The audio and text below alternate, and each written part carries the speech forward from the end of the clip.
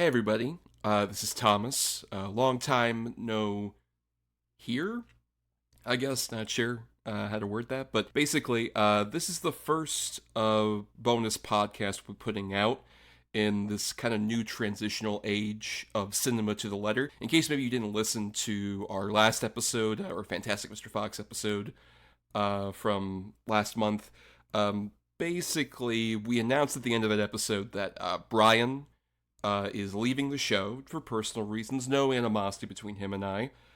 We've actually been going to the movies still, having basically the same conversations, just off mic. He just has some personal stuff. He can't really commit to the show. And in the wake of that and some other, just personal stuff for me, I've decided to kind of put the show on hiatus on the main feed for a little bit.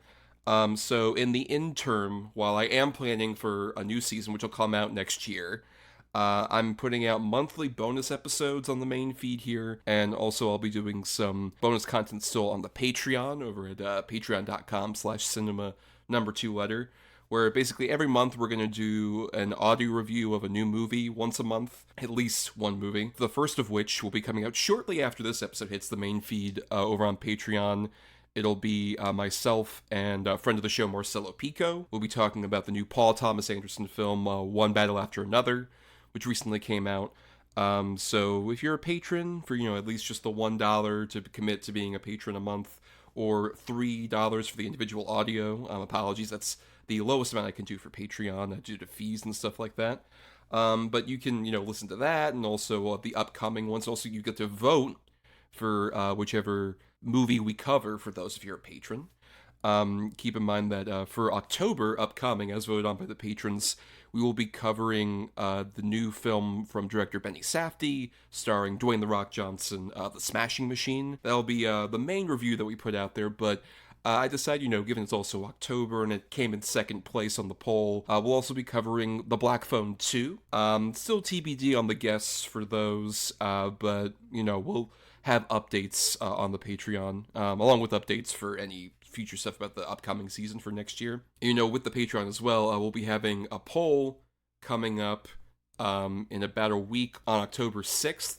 We'll have a poll where you all get to vote on which movie we cover for November, which I'll just announce here. The 4 titles that'll be in contention for that Patreon poll are Guillermo del Toro's Frankenstein, which will be hitting Netflix in November. Then Predator Badlands, Wicked for Good, which will be coming out closer to Thanksgiving, the sequel to Wicked, and then The Running Man.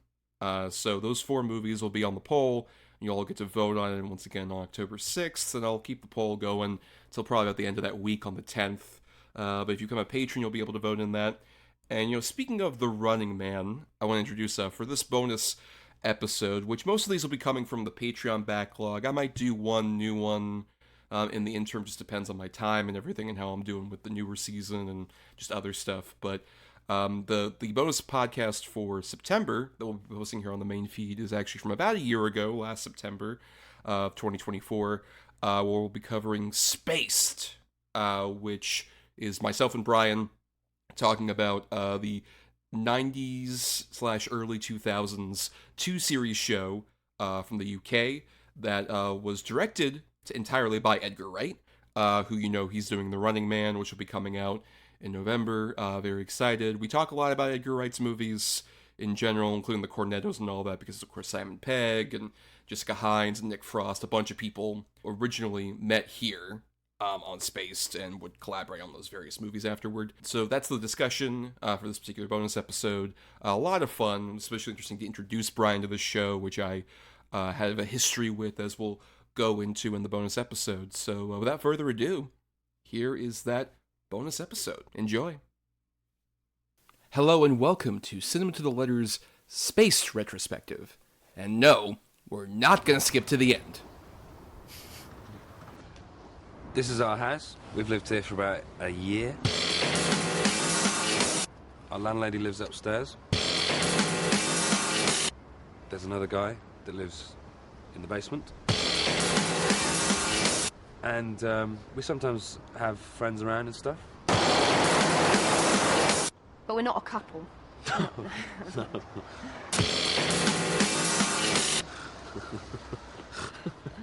Uh, we just, Get on.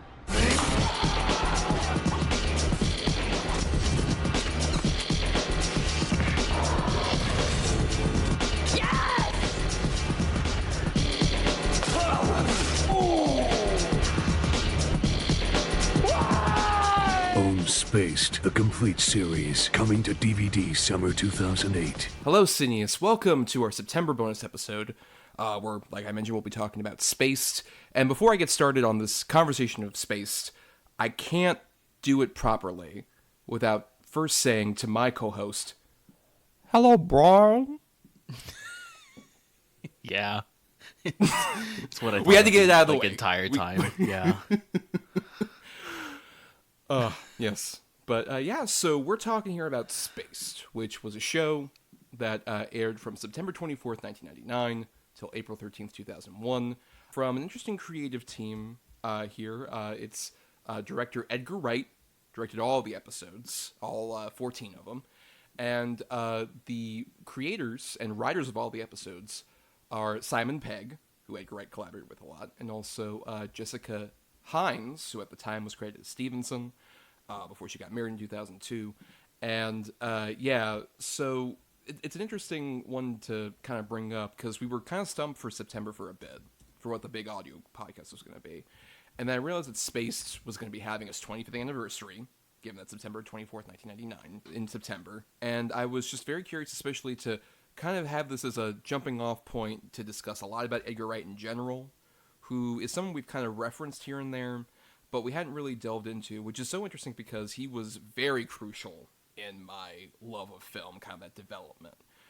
With, when Shaun of the Dead came out on cable, I remember seeing it just randomly and finding it so charming and so great, and I just couldn't believe I just stumbled upon this movie. And then I followed his career pretty much from there, and I would also watch a lot of interviews with him where he's such like an encyclopedia about movies in general, and so I learned about films like Phantom of the Paradise or even Don't Look Now from him. He kind of was like part of a gateway drug to like, because he referenced so many of these movies in Spaced and his other movies and stuff like that. And I remember even when I was in college, there was a whole thing where Edgar Wright came over and did like a screening of like his movies where it was, like Shaun of the Dead, Hot Fuzz, and Scott Pilgrim at that time.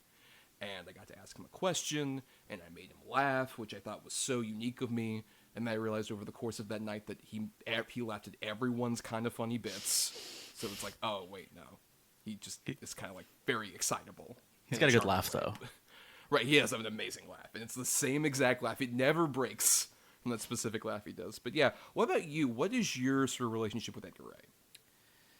Yeah, I feel like I have the same one that a lot of people do. He feels like one of these, especially for people around our age range.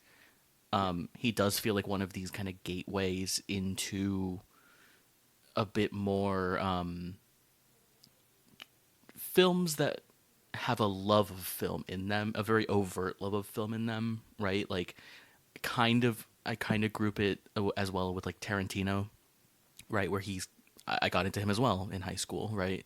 A lot of these kind of like guys who are associated with the like film bro kind of thing that eventually kind of happens, but like their love of movies and the fact that they grew up with like in video stores and stuff like that, like it really shows in their work. And Edgar Wright is that person. And I remember watching, I guess it would have been Shaun of the Dead was my first movie I saw of his, and yeah, I loved it. It's so fun.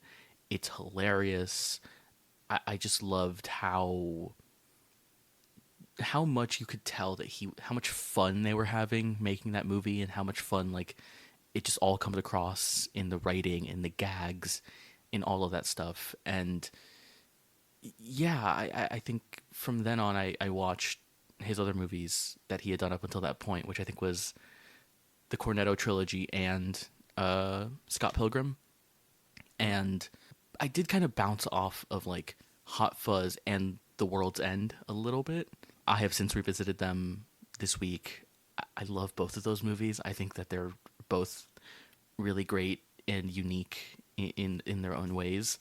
Scott Pilgrim I like to a certain extent.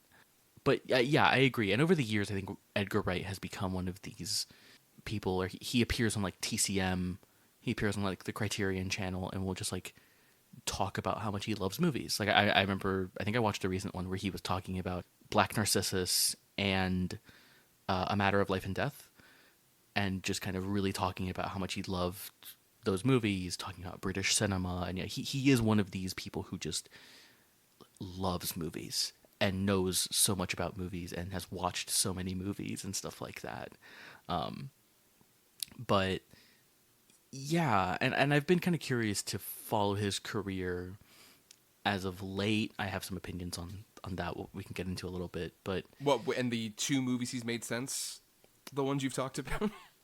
oh, well, I mean, like, I did revisit Baby Driver just because I didn't have time.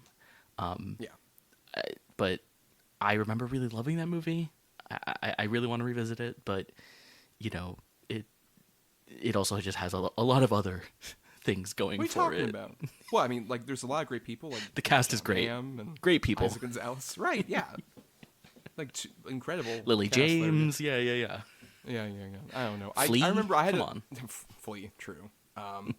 Even Paul Williams even pops up in the movie as well. There's, Yeah. I think Baby Driver's I remember I loved Baby Driver. We knew each Yeah. other when Baby Driver came out. I fucking loved that movie. I saw it so many times in theaters. I was definitely deep in, like, Edgar Wright's great. He's never made a bad movie, which he hadn't, I would still say, up until the movie after that one. Yeah. Yeah, I think that's the thing, is that Last Night in Soho just really deflated me on a lot of levels. Yeah. Where I was just like, oh, no, this is like everything people criticize you about. He proved he could be fallible at, like, making a movie necessarily. But Wright also has this kind of weird thing where we were kind of talking about this in the lead up. You would reference, like, I haven't seen, the Edgar Wright movies since high school. I'm very curious to revisit them. And it's weird how, like, Edgar Wright's movies, and even, like, this show, I think what's very key about this show is that when they came out originally, particularly I would say through to Scott Pilgrim, they were all movies that felt like they were kind of dipping into certain, like, kind of geek culture things that didn't feel as, like, prominently mainstream as they do now. And at the time, it was very refreshing where he'd have, like, references to, like, oh, Don't Look Now, or some of these other things. But as kind of, like, culture has sort of taken the wrong lessons from filmmakers like Edgar Wright and Quentin Tarantino and kind of made these, like, snake eating its tail movies that are very much like, oh, we're being meta, or we're being, like, referencing certain things, but we're not adding a lot of originality into that, or any, like, real craft, or, like, interesting character perspective or humor that I would argue Wright is able to do, particularly in the Cornetto movies. His movies might seem kind of like, oh, are they going to hold up that well? I'm guessing that was kind of your fear, right? Going into revisiting them? Well, yeah, I agree. Like, I think the specific kind of geek fandom and also just movie fandom that Edgar Wright and Tarantino and other people of around that time kind of represent has been so commodified at this point, where Yeah. making references to a lot of this stuff. And my thing with Last Night in Soho is, like, it's Edgar Wright trying to make a giallo film, but I think he loves movies a little too much to, like, really make an original movie like that, apart from, like, all other stuff. But, like, yes, I had that fear going into this of, like, am I gonna find these funny because so much of culture now is his movies, is what his movies are kind of like. And I think separating that idea, right, what culture has done to, like, Edgar Wright and Tarantino and that kind of idea of fandom from, like, the quality of the movies, they're still really great movies. I think Shaun of the Dead, it had its a 20th anniversary, which it was put in theaters, which I was really upset I couldn't go see, because I think that movie is so funny still. I think there's just so many funny bits where, even as I was watching these with a bit of, like, a hint of cynicism of, like, okay, Edgar, let's go back and see how good you actually were. And I'm like, no, he got me. Like, there's so many really funny bits in that movie. And in all of those movies, I think, like, what I will say about something like Scott Pilgrim, which I have a lot of issues with, but I think is incredibly well directed. I think that movie should not work for so many reasons, but I think the way that Edgar Wright directed that movie and put so much life, made this kind of weird, kaleidoscopic, cotton candy kind of movie is like incredible. And I like really cannot emphasize how like kind of almost taken back I was having not seen this movie in so long and just being really blown away by how he was able to do a lot of these visual tricks and stuff like that. That's not to discredit, like, with the Cornetto movies. Like, they're incredibly well-directed comedies, which is really interesting when you consider, like, he's kind of coming up at the same time that in the States, Judd Apatow is becoming, like, the comedy of America, which is, like, the exact polar opposite in terms of, I'm going to stick a camera here and a camera there, and you guys are going to riff back and forth, and we're going to And the movies are all, like, 2 hours long at least, and yeah. Right.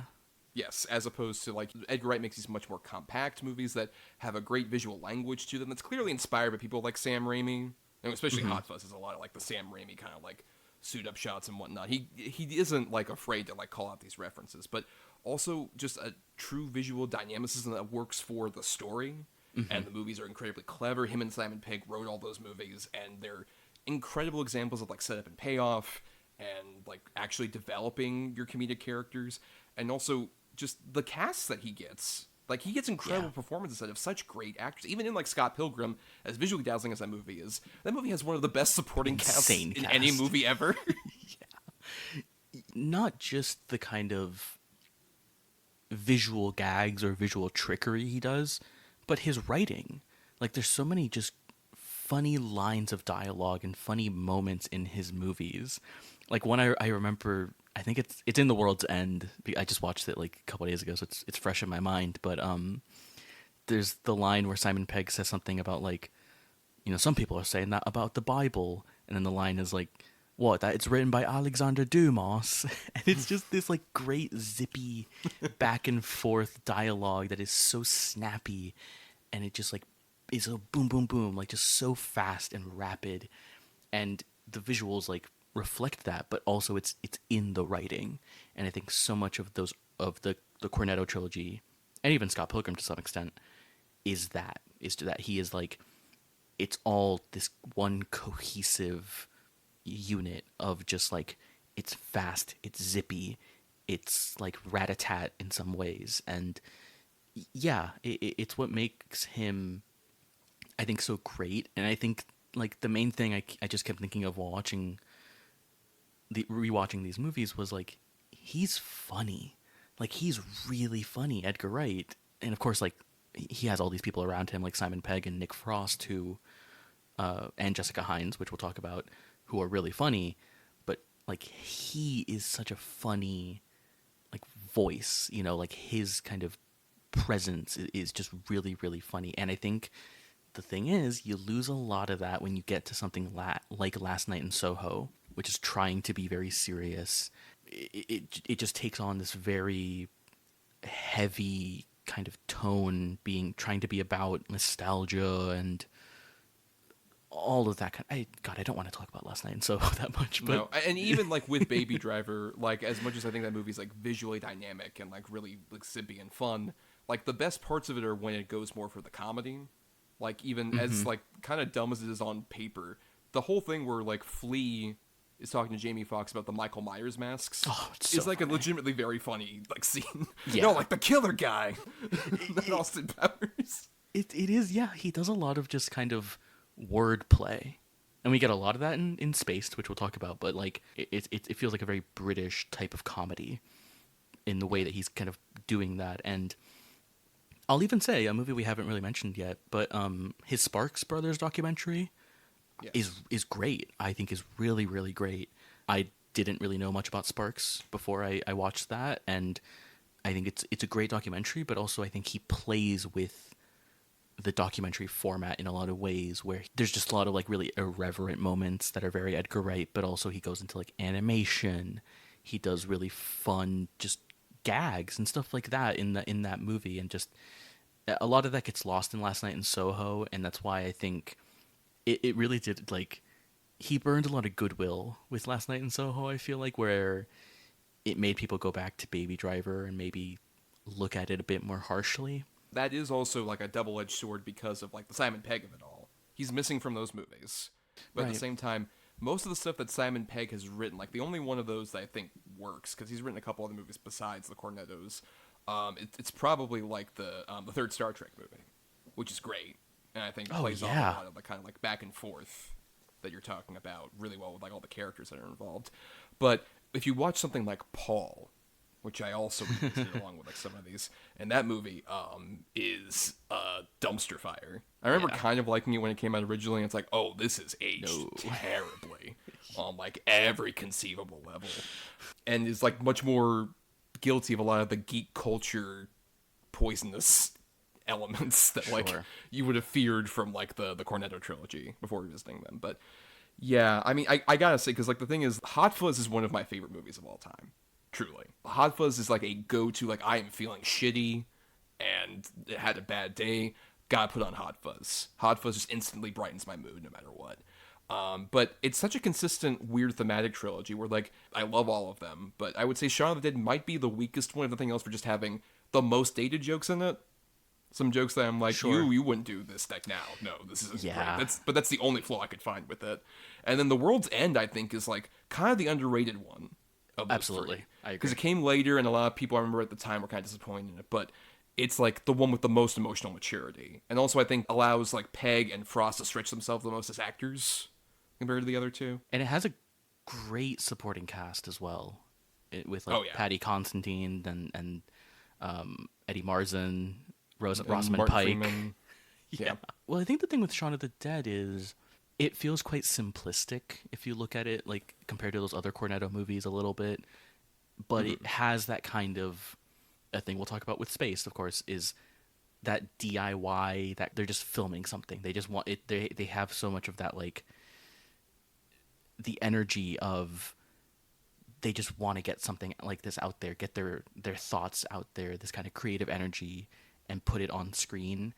And you really get a lot of that with Shaun of the Dead, where it's like, oh, they like you get a lot of like just him really wanting to like prove himself. I guess it's a very much a debut film in that way.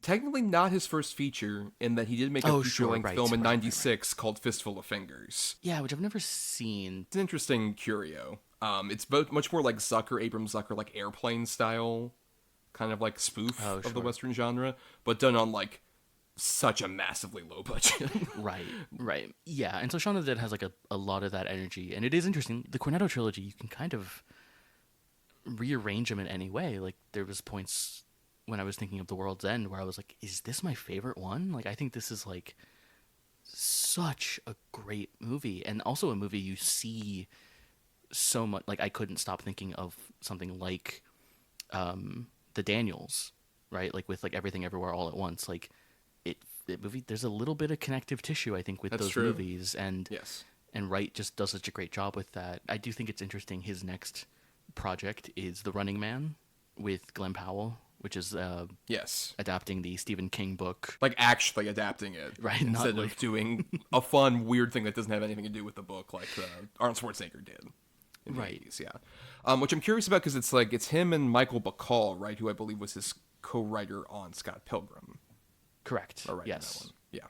Look, I think Last Night in Soho really turned a lot of people on him, but he's one of these directors where he really hasn't done that much over the past like decade, really. Like he's got Baby Driver in 2017, and then there's like a 4-year gap to the Sparks Brothers and Last Night in Soho. Well, and surely no kind of big thing where he got pushed off a project happened between The World's End and Baby Driver, right? Sure. I mean, that's the other thing, right? You're referring, of course, to Ant-Man. Is that correct? Which he has a writing credit on with Joe Cornish. Mm-hmm. They do. I like the first two Ant-Man movies a bit, but I think you can tell from the second Ant-Man movie that, like, there's a bit of stuff left over from Wright that I think is kind of fueling that first one. Yeah. To be, like, very much as so. fun as it is. Yeah. Yeah. I would say so. No offense to Peyton Reed, who's No, not a bad director, necessarily. But Yeah, those first two movies are pretty good, I think. He just hasn't done that much, really. I want to see him do a bit more. And I'm very curious for The Running Man because I think that feels like it's more up his alley. It's a bit more action-driven, it seems. yeah. I think a big problem with Wright as well, I think, is just that, like, he's one of those guys kind of like, filmmakers around that same time kind of coming up and, like, with their love of movies. Like, Guillermo del Toro I was gonna say, yeah. have a similar thing of, like, they get attached to projects and then they dissipate from it. Like, it just never happened. Like, I remember there was a point where he was going to make a movie based on The Night Stalker, starring Johnny Depp. Yeah. Wow. Yeah. Oh man. Yeah.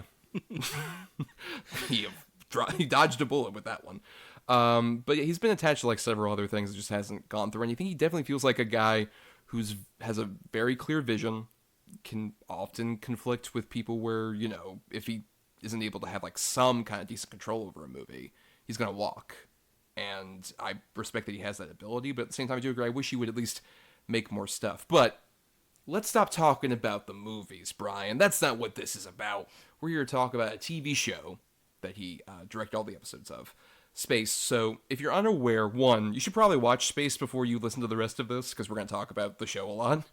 It's on sites like Tubi and Amazon Freevee and shit like that. You can see it with ads basically for free. The premise of the show is we have two 20-something folks in a bit of a rut where you got Tim Beasley, played by Simon Pegg, who's just been broken up with his girlfriend and is a struggling artist who wants to draw for like comic books and stuff and works at a comic shop. And so he's trying to look for a flat, as they would say in England. And he comes across Daisy Steiner, played by Jessica Hines, who is a frustrated journalist who is also trying to find a job and currently is without a flat. And the two of them come across a decently priced flat at this house, but the ad specifically states it has to be a professional couple only. So the two of them decide, you know what, we'll pretend to be a couple so we can have this flat together. And they end up, charming the landlady, Marcia Klein, played by Julia Deakin, and end up getting the flat where they live with her as well as this frustrated artist who lives in the basement apartment, Brian, played by Mark Heap. And some other characters come into the fray, like Tim's best friend, Mike, played by Nick Frost, and Daisy's best friend, Twist, played by Katie Carmichael. And so it's basically the adventures of these 20-somethings in late 90s/early 2000s Britain, just living their lives and having, fun misadventures along the way that sometimes are elaborate parodies of movies. So the premise is very simple. Yeah. Which is kind of the genius of Space, is that it's kind of like, the Seinfeld, like, it's a show about nothing, but it's about, like, really just the pop culture obsessed youth of that particular era. It's so interesting how we just recorded our Casper episode and talked about how that's very much a timestamp of a moment. This is also very much that, but just slightly later. Yeah, I did think about Seinfeld while I was watching this and thinking about it, because it really is about nothing kind of thing, and the episodes don't bleed into one another. They reference things sometimes, but not really that often. Even the premise of the show kind of like goes in and out of being important. Of like that they're a couple. I love the beginning of season 2 kind of recap where Simon Pegg is in voiceover going like, and we lied to Masha, but it doesn't really matter now. And then it of course ends up mattering a lot. It's a really, it's a nice kind of subversion of that, but then it brings it up again. And the show does this a lot, where it will bring things up and then just kind of forget them, bring them up again, forget about them, and then they eventually maybe matter, maybe they don't matter. It's what makes, I think, the show really work, is that it both is about nothing, but I think you really get a sense of these people's relationship to each other in a very like self-knowing way. Like they say at the end, like, they say the family of the 21st century is friends, not family. And although they kind of say that in a kind of knowing and kind of sarcastic way, I think that is very much what the show is about.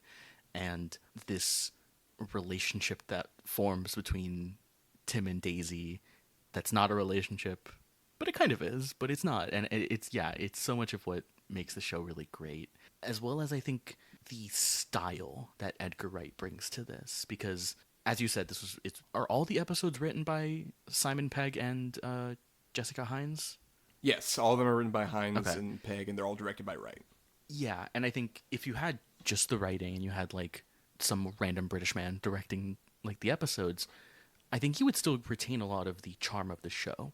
The style that Edgar Wright brings to it. You really get a sense that he is like bursting at the seams. Like you can see him wanting to make Shaun of the Dead and Hot Fuzz, like those movies, because he is really bringing so much to this that it's like the television format is barely containing how much style Edgar Wright is trying to like cram in here, and it's really really refreshing. Yeah, I think that's very key. Is that's such a great marriage of like these three main creatives, which I really credit Peg and Wright for being very protective. When like a lot of people, when I remember, I mainly watched the show because of how much I loved, particularly Hot Fuzz, and it came out on DVD like in 2008.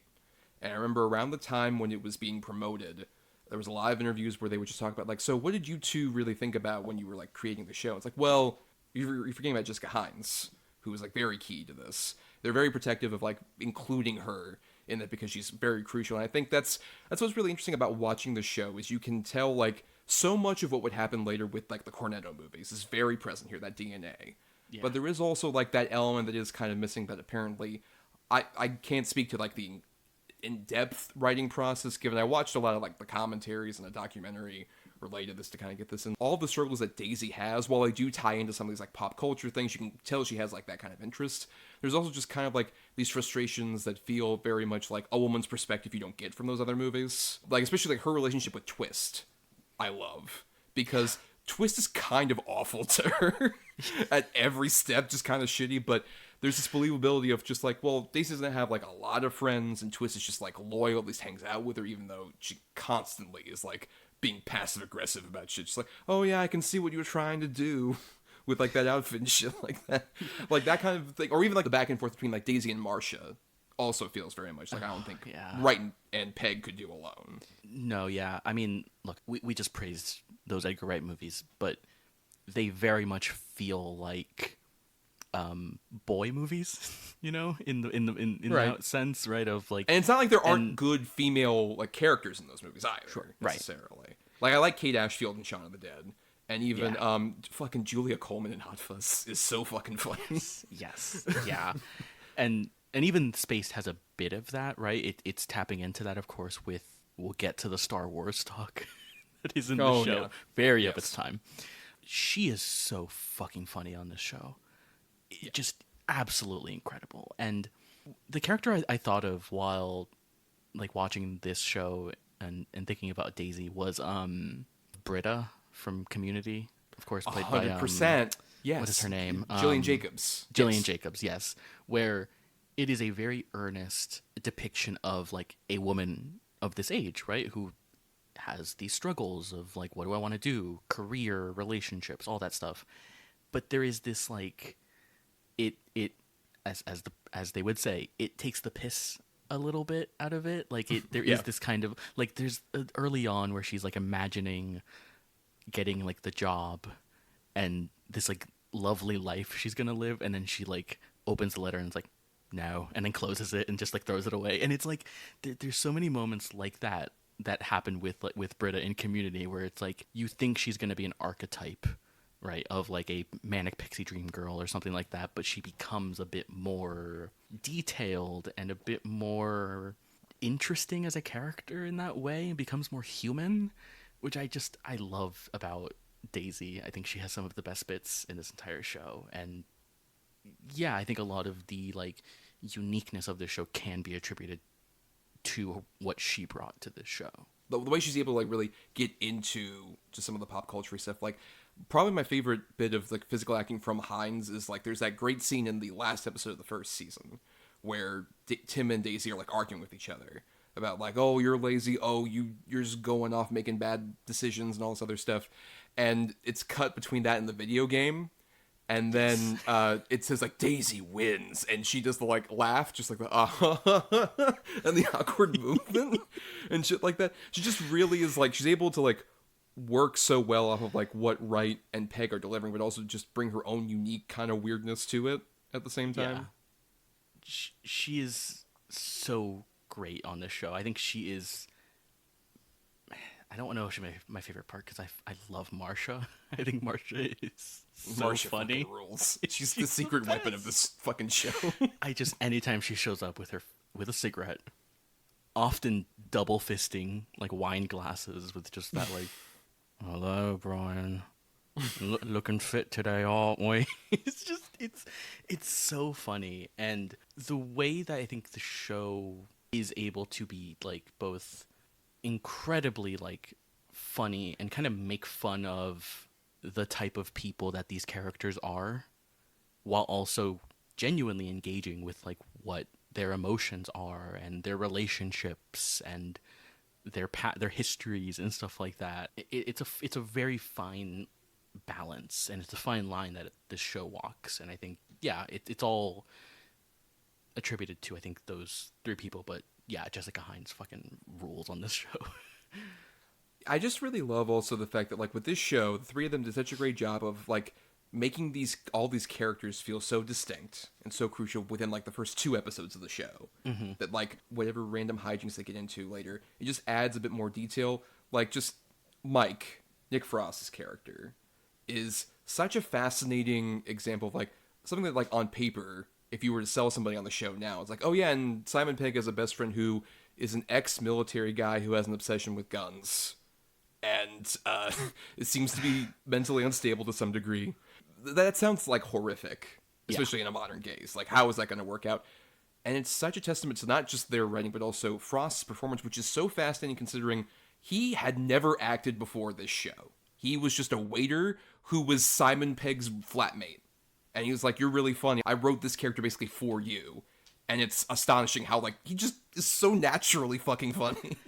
Watching the Cornetto movies again, I was kind of amazed by Nick Frost a little bit because Shaun of the Dead is, I think, the most, like, typical performance you'll get from him. Like, he's a slob, he's loud, he's crass, like, all this stuff. That's kind of his brand that he's done in other movies. Yeah, but then in Hot Fuzz and The World's End, he's doing really, I think, nuanced performances, weirdly enough. Like, Hot Fuzz, he is, like, a bit dumb, but he plays it in a really, like, gentle... The movie's not mean to him in any kind of way. Like, Simon Pegg's character is mean to him, but the movie is not treating him or with any malice or anything like that.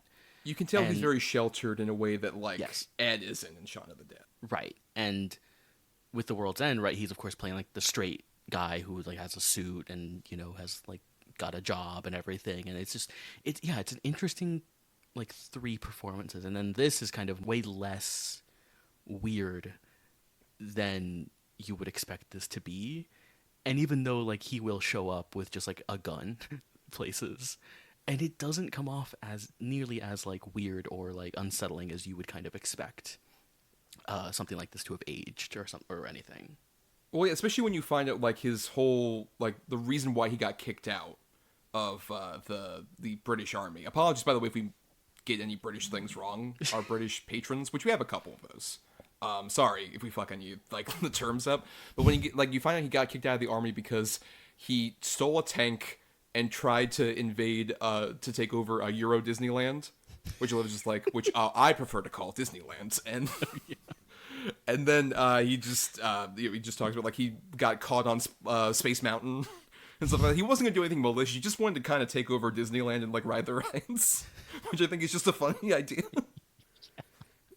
Yeah. There's a bit of that, like, Hot Fuzz innocence to him, Mike, as Yes. a character, which I find really interesting, especially, like, the bit I love so much, like, in the penultimate episode of the show, in season 2, where they just talk about, like, oh, I'm sorry, usually when my mother said a pet went next door, it meant that they passed, and he's like, well, my rabbit, he died, just like, that was 18 years ago, where'd you think he was? Next door.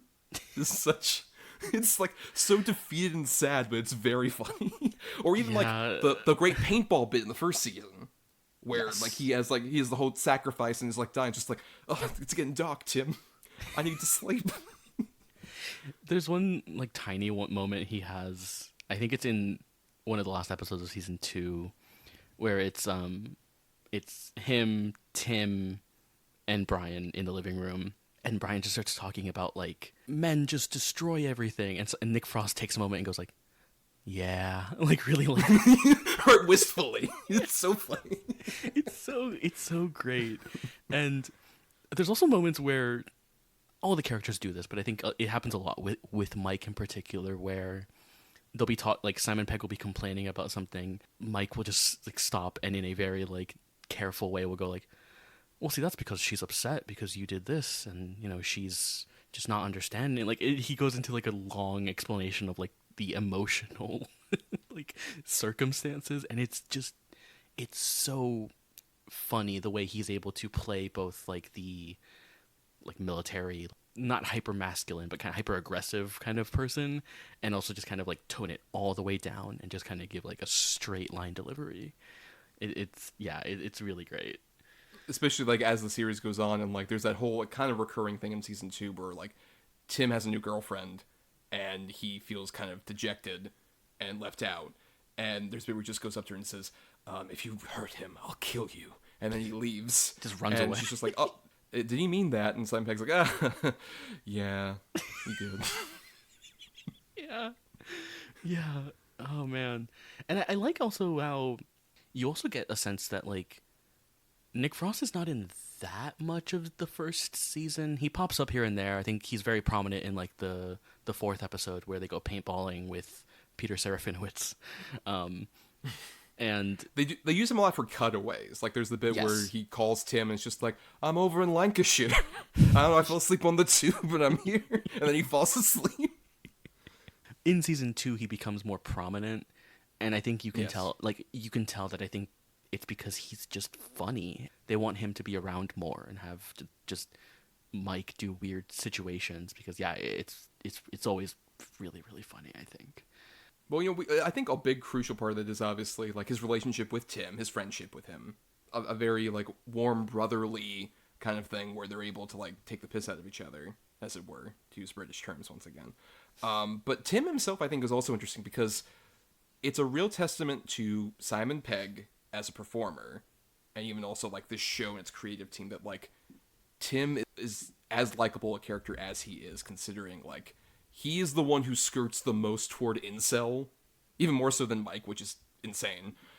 With like some of the bits he says about just like, oh yeah, women two-faced, don't do anything, I want to destroy womankind, shit like that. All of that shit that like, oh, this is like all red flags, but he still is like charming and funny as a character because also no one treats him seriously when he says bullshit like that. Yes, including like Daisy, which I think is like so key to like their relationship, where like they don't take each other seriously really. It adds to the sort of vibe of this show, which is this kind of like very lazy, just kind of going through the motions, kind of stoner like vibe of this show. And I don't know, there's something about just all of that I just think is great. And Peg is so good on this. I think he's kind of super underrated as an actor, honestly. Like, obviously the Cornetto trilogy is like really big for him, and he's gotten to be in like really big stuff. Tom Cruise, they're friends. He's in the He's part of the Mission Impossible crew. Yeah. But I really love him as an actor, especially in those Cornetto movies and even in stuff like Star Trek. And I think even in like genuinely in the newest Mission Impossible movie, Dead Reckoning, like there's that scene he gives with the bomb. If you've seen the movie, you know what I'm talking about. Yes. Where it's like genuinely emotional. He's giving like a genuinely great dramatic performance, and I feel like now he's kind of embracing like how old he's getting a bit older. He's kind of embracing that, and in this he's like so young and like just really like big a lot of the time, but he doesn't go too far necessarily. There's moments when he does, and it's pretty funny, but for the most part he's just like it's just a really great performance from him, and I love Simon Pegg. Well, yeah, especially when he's able to just convey certain things visually, like how many times he's like slumped over in that beanbag chair playing his PlayStation 1. Yes. And it's like the perfect visual pose of that. Yes. It kind of like defines a generation almost in terms of like that particular element of it. And I agree with you that there's a bit more of like a naturalism to him for certain bits, like because like the show likes to go big, like you mentioned, but there are certain bits when like him and Daisy have say like a conversation during the season 1 finale, where he just talks about like, oh yeah, he almost gets back together with Sarah, his previous girlfriend. He's like, I decided that's not what I wanted to do. I broke it off personally just because I don't want to be in a rut anymore with that. And then he goes into a whole monologue about porn and masturbation and that kind of like post-nut clarity, literally. It's very funny, but it comes from like a real emotional place, which I think is like what's so key to all of these characters. Is like, while they are cartoonish and silly, there is still a good emotional heart to a lot of them. Like, even we haven't talked about them much, but Brian himself, Mark Heap, another one of the more cartoonish characters on paper. Like, oh, he's a parody of artists, and he's just kind of like quiet and pensive, and he's this like very tall, skinny, sort of Jack Skellington almost character to a certain degree in terms of his like just visually because of what Mark Heap is doing. But there's also a real kind of like brokenness about Brian, that he's like a wounded puppy and you want to hug him. Yeah. That's like very endearing. The scene later in season 2 when you like meet his mom is like a scene where I'm like, oh, I did not realize I had this much of an emotional connection to this character as I really do.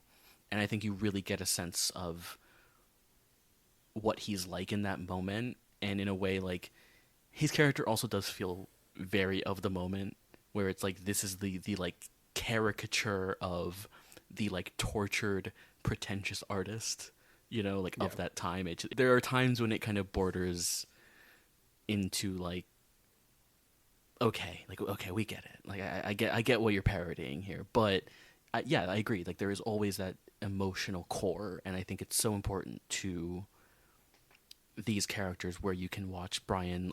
Anytime anyone asks him like, so what kind of art do you do? And he's like, fear, like pain, and then it cuts to just him like in the studio like screaming.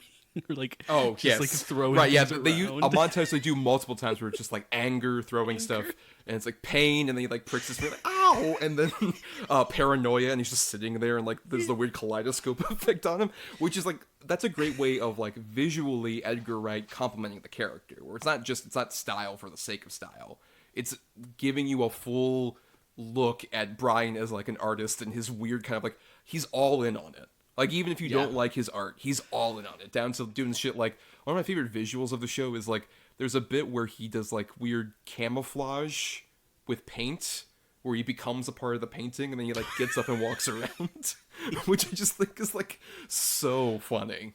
Just as a visual, especially Mark Heap just like standing there with like holding it up with his hands that are also painted, basically, as he walks around. That or when he has to like fill in for the installation. Yes. And he like hits himself on the head and he gets knocked out, and everyone's like, a brilliant piece of work, and he gets up and is like, what happened? Where am I? It's just so good. It's just like, oh, Brian, it was lovely. Where are you going to go now? Hospital? All right. That's the new trendy club, I guess, right? Yeah. Oh, man.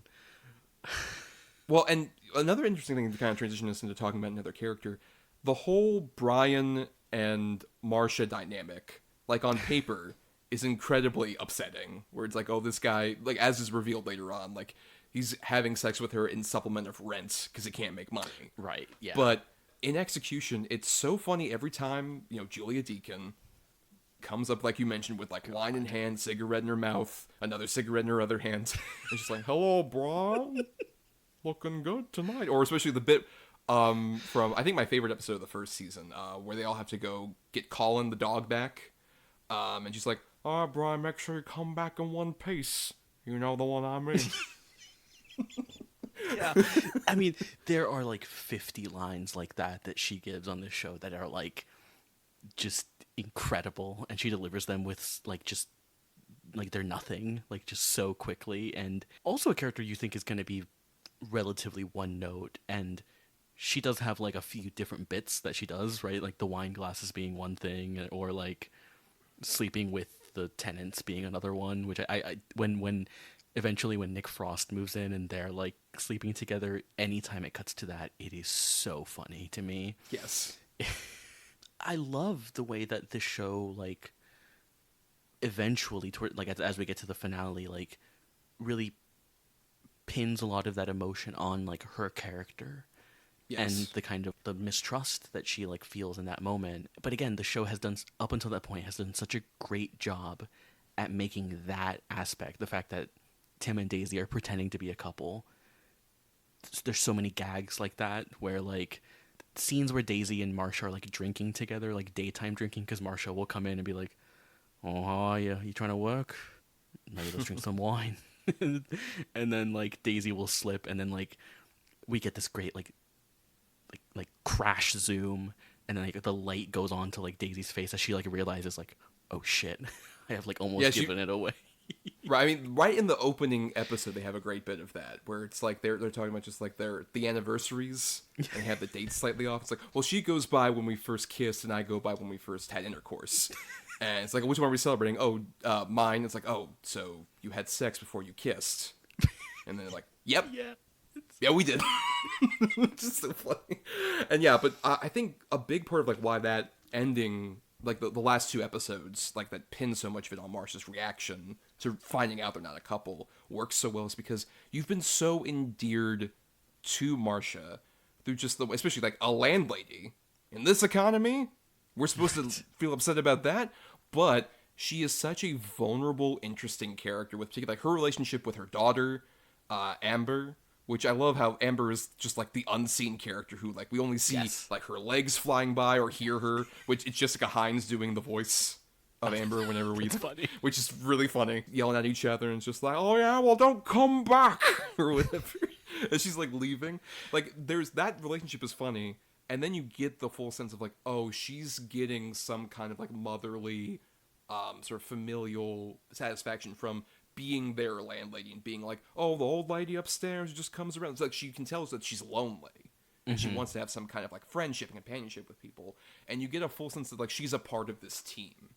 Down to like one of my favorite things too. There's the episode where like Brian is having like artist block because he's with Twist. And Marsha comes over and it's just like, oh yeah, well, you know, if you're happy, you're not going to be at all artistically satisfied. It comes from the anger, doesn't it? And then she leaves, and Brian gets so angry that he paints a beautiful masterpiece. And then she's over on the other end doing the 18 bit, which is so good. I love it when a plan comes together. And then puts her cigarette in her mouth. That's a great example of like all of that weaving, and even with the pop culture reference, it works for the character too. So Yeah. that when she ends up getting turned around, you feel so heartbroken for her. You get the full sense of like all of the shenanigans we're talking about, the kind of like, oh, we're a show about nothing, we don't care about anything, has not prepared these young adults to realize like, oh, you hurt a person's feelings like so brutally by just being dumb idiots. It's such a great emotional through line. To like really make, I think those two episodes might be the best episodes of the whole show, honestly. I mean, I think in one of those last two episodes, there's the scene where Marsha is like hugging Daisy, and Daisy's like, Do you miss Amber?" And she's like, "Oh yeah," like, and she's like hugging her really tight, and it's just, Right. it's really funny, and really with like Marsha and Brian, those are the two characters you meet like in that first episode that both live in this flat or in this building, and they are the characters that like upon meeting them, you're like, I don't know if I'm gonna love these characters, and then through just all of the hijinks and all of this like really great character development that is like, it's not overt, you know, it's not like the show is info dumping like Marsha's history or anything onto you. It's that it's just like slowly become like getting you used to this character, having you spend time with her, having the character spend time with her, and then just kind of becoming more endeared to her over time. It just really like slowly works like that in a way that it's a lot of the great shows do that, like Community, and yeah, it's really great, and she's maybe my favorite character on this show because God, one of my favorite bits she does is when she goes to the art show, and she's again double fisting wine glasses, and the guy walks up to her and is like, "Oh, you enjoying the show?" And she's like, "Just here for the booze." And then he goes on to like go on like, "Yeah, what's really great about this work is that it," and then she's just like taking a sip out of each wine glass. Yeah, I think I really fell in love with Marcia like during that second episode where like Daisy and Tim have like the really shitty housewarming party that they didn't invite people to until like 2 hours before, and she just like falls asleep on that couch and then she wakes up and goes over to the paper boy. By the way, played by Tony Way, who has been in stuff like Edge of Tomorrow. He's like the big guy in Edge of Tomorrow. Like you've seen that guy like around. There's so many examples of like really great British actors who pop up in this show that we should definitely talk about at some point. Oh, yeah. Just like a lot of like great familiar British faces. But when she like wakes up during that credits thing, on one of many great credits gags in these 14 episodes, goes over to him just like, how are you? After being like passed out on the couch. That kind of like resilience she has is so charming, where just like she'll fall asleep for a while after getting wine drunk and then wake up being like, all right, where am I gonna go to next? Where am I gonna walk over to now? Like nothing happened. Oh God, yeah. But yeah, so we've talked about most of like the main people, except for I guess Twist. That's like kind of the one of like the major cast members we haven't really talked about. How do you feel about Twist? I like Twist. She's not a character I think that really gets a ton to do for a lot of the show. She is kind of like, I feel like she is what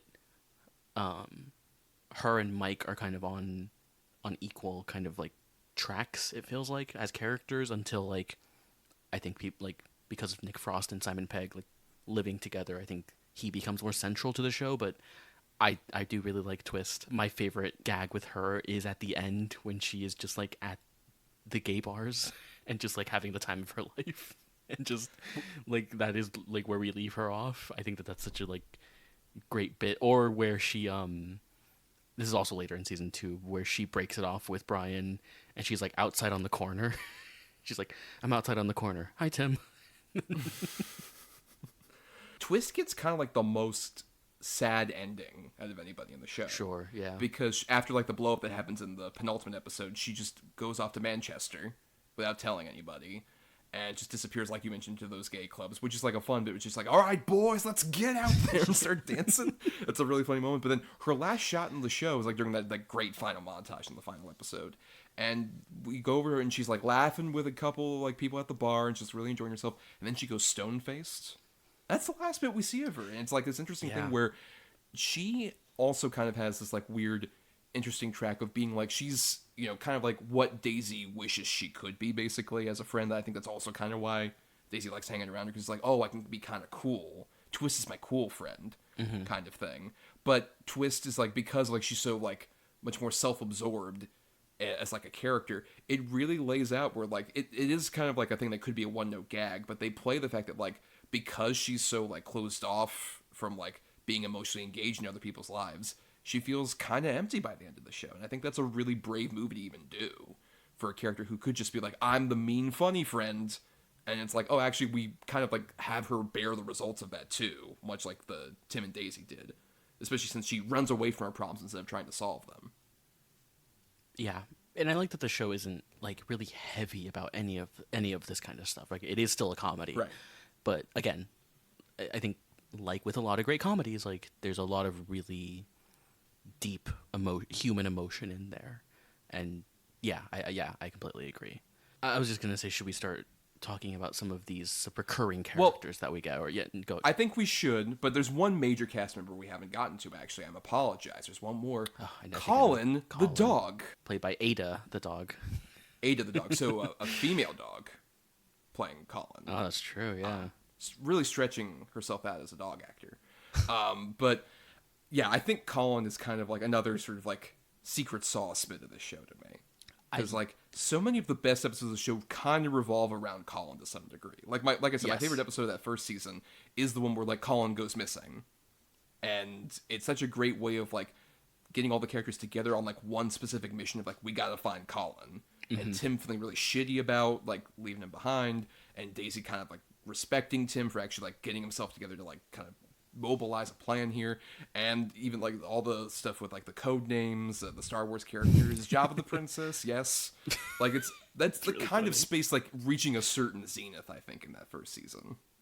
Yeah, I love the way that Colin is brought into the show, because if I remember, I don't remember the exact situation. Maybe you can remind me, but like, it's a situation where Daisy almost lets slip that they're not a couple, Yes. but she's like, if she lets it slip that like she wants a dog just to get out of it, but then she has Right. to It's like, commit it could be to kind it. of like having a child because they're needy, and that's also where like they have the great bit where it's like there's the weird, almost like Exorcist Captain Howdy faces of Simon Pegg and Jessica Hines like behind her floating. So funny. Just a good, but like, oh, you're gonna ruin it for everybody. It's not gonna work. Then she's like, a dog, yes, a dog, and yeah, I mean, adorable dog as well. Very cute I dog. love, Yeah. very cute dog. That, like I mentioned, like it kind of like adds this weird like other sweetness where like how many shows have like dog characters where like they'll cut to a dog and it feels lazy, right? But Edgar Wright just knows how to cut to that fucking dog at like the right time. Like there's the bit when, you know, Simon Pegg is like trying to save Colin, and it's just like, Colin, I'm here, and then they cut to the dog and it does like the Ewok kind of like tilt. And it's like amazing. Who else could get that great a reaction shot from a dog? It is great dog acting. Yeah, yeah. I mean, I love the bit where, again, this is towards the end of season 2, but where Colin is about to be run over by a dog, and Brian is car. there, or a car. I'm sorry. What did I say? Did I say a You dog? said run over by a dog. Colin's A about to bigger get- dog. There's always a bigger dog. Where Colin's about to be run over by a car, and Brian is there with his mom, and just everyone running towards trying to get Colin is so great. Yeah. Well, especially also that like because Brian talks about how like, oh, his dog got run over. That's like kind of a tragic origin story. So funny. And then he flashes back, and there's this great recurring thing whenever they show the boys as kids, they all have their same facial hair, which my is so God. funny.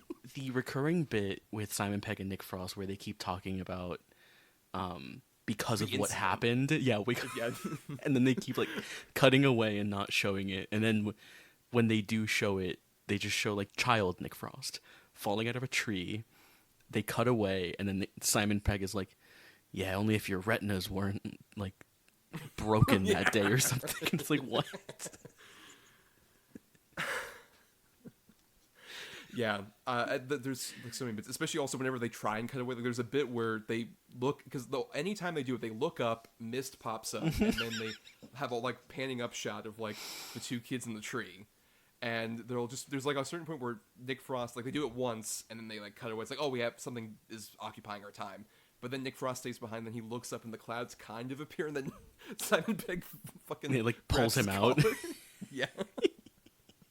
Or when like they'll be in the cutaway in the dream, whatever, in the flashback, and someone in the real world will like pull them out of it, like in the middle of the flashback, so we don't see the rest of it. And it's just like, again, that's the kind of thing that Edgar Wright is so great at, just those like visual gags and just kind of like using the visuals not just as a joke, but like just to create that like really fun energy. It's like a really great thing that he brings to this show that like is really instrumental in like what makes so much of this show and so much of the comedy work on this show.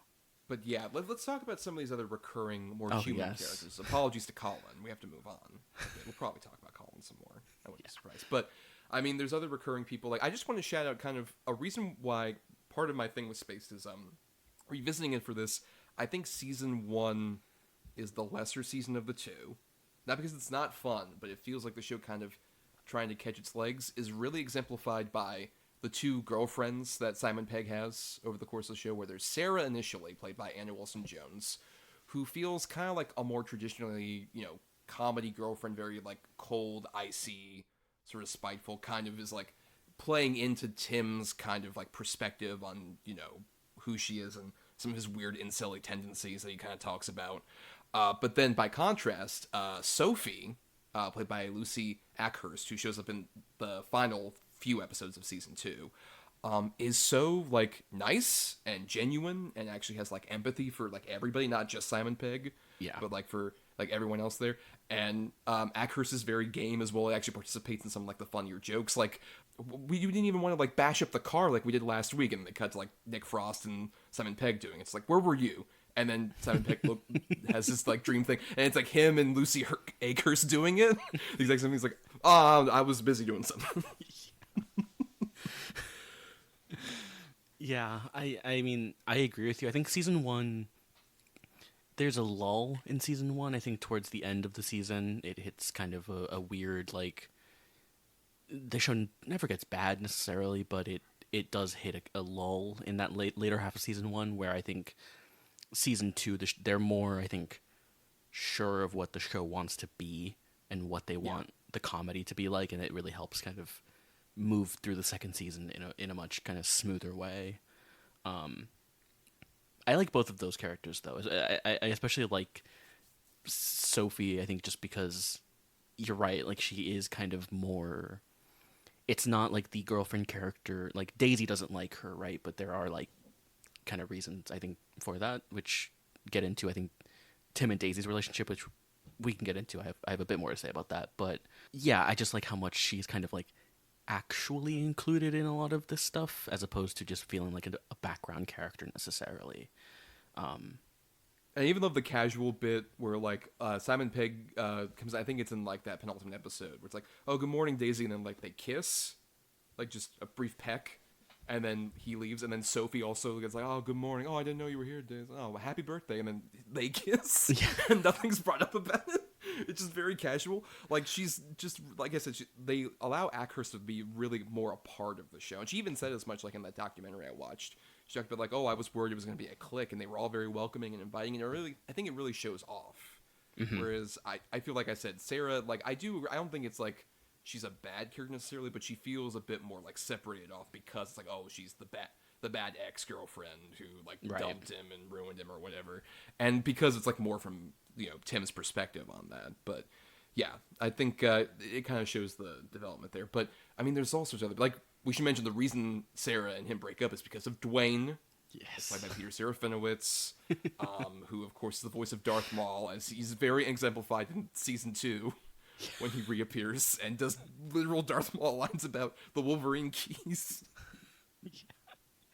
He's so funny, and obviously he's like funny in like Shaun of the Dead. It's kind of a similar role he's playing a little bit, but I mean the bit with when they go paintballing is so funny to me, and just he plays just that like deadpan, like not angry but just kind of like just absolutely deadpan so well. I really love it, and it's also weird because like seeing Peter Serafinowicz in this, I was just thinking about his voice on like The Tick, which is so different from like he's obviously speaking in his like normal voice here, and it's very weird to me. But he I goes really a bit love it. gruffer in a way that I really like. Yeah, where he's like just like when he shows up when they Simon Pegg and Nick Frost show up at the paintball thing. It's like, "Oh, Tim.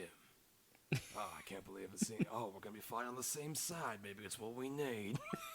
And stuff like he's like a perfect like cocky asshole who's being very casually asshole-ish in a way that was like, "Oh, I'm just being polite, I could be really," but like in season 2 later on where he talks about just like, after the paintball thing, you're lucky I didn't sue and stuff like that. Just like, what a fucking douche. I know you didn't have much in the way of assets anyway. Yeah, he's really great. I like the way the show doles out these characters that we're kind of talking about here, like Serafinowicz, or another one, Bill Bailey, who also appears in like Hot Fuzz as multiple characters. Bilbo Bagshot. Yes, his character name. Something we should probably get to in terms of some of the we referenced this earlier. The whole back and forth he and Simon Pegg have in the second episode of the second season over Phantom Menace. Yeah. I think is a very curious conversation because it initially starts off with like Simon Pegg, in even the first episode of the season talks about like, "Oh, I broke up with George Lucas," and it cuts to him doing like the Return of the Jedi thing with Star Wars stuff, which is a very funny visual. It is funny, and they do a pretty good job with it. But then that second episode, they have the whole thing where he like dresses down a child about like wanting a Jar Jar doll, and then Bilbo takes him back. He's like, "Can I see you in my office?" in the back room, and they just have the back and forth. It's like, "Look, it was 18 months ago. Move on." So I know it still hurts. It's like, look, the kids like Jar Jar. Why? Because they do, Tim. the whole conversation I think ages a bit better Yes. than like if it was just him like just dressing down this kid, because it actually gets into a bit of like, oh, Star Wars fandom can be pretty crazy in this one specific case and no other cases that would later happen. But I weirdly do feel like I think a lot of the internet just kind of took the opening part of that scene to heart, about Yes. just like, you weren't there at the beginning, all this other stuff, and forgot like, oh, this is the act of a ridiculous man-child who literally like gets fired after that and then runs out, but just like the kid, which is another great visual gag where the kid goes out crying and later Simon Pegg's like, oh no. Well, and the like, at this point, I'm like, oh god, right? This is 2001. We're gonna get a lot of Star Wars talk about like Phantom Menace and everything. But the recurring bit that everyone he ends up talking with and telling, like, so why did you lose your last job? And he's like, difference of opinions. When the caseworker, when he goes to the caseworker and says that, and he's like, difference of opinion, and she says, Phantom Menace. It is genuinely so fucking funny because I just wasn't expecting them to commit to the bit for that much, and it just made me kind of respect it a bit more, and it made it really, really funny for me, genuinely. Yeah, that is one of my favorite bits in the entire show, just because it really kind of comes out of nowhere and takes something that I was kind of dreading, right? This kind of Star Wars talk, and really makes it like funny and really kind of like does, yeah, really turn it against that type of fan, which I think is really interesting now for multiple reasons. Yeah, I think it is so fascinating also because with that Star Wars talk, it does kind of feel like, you know, another person who I learned about these people through was shockingly Kevin Smith. I thought of this as well. Yes, they said as much. Like, even I remember when I saw Kevin Smith do a Q&A thing when I was like 14 years old over in Orlando. I went up and asked him a question about like, oh, what are your favorite things from like people who said they've been inspired by you? And he mentioned like Edgar Wright, Simon Pegg, Jessica Hines, Nick Frost, all them, with like those movies, and I was just like, oh wow, these people have such importance, because that was pre Hot Fuzz coming out.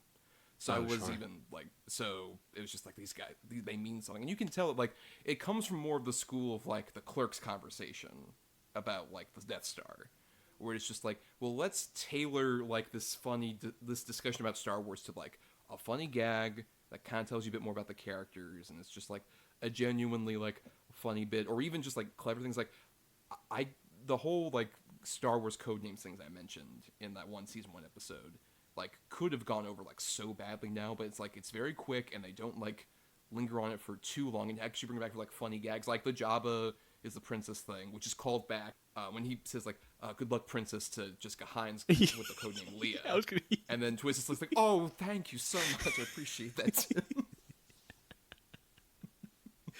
Yeah, it really avoids a lot of the what you would think would be really annoying and really dated, and it still makes it really funny, and it really works, you know. And maybe it works a bit more because of the way that fandom has changed since this show, but I think it just is like a really funny gag as well. Yeah.